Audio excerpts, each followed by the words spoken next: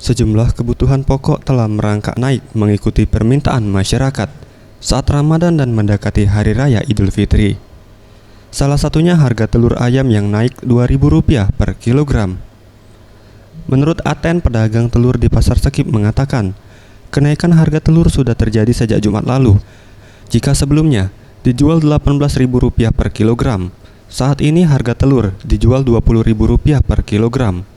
Namun kenaikan harga ini tidak mempengaruhi daya beli masyarakat.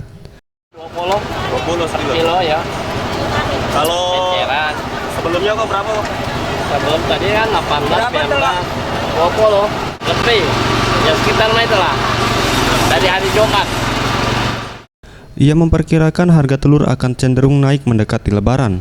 Biasanya, telur banyak digunakan sebagai stok bahan baku pembuatan kue Lebaran.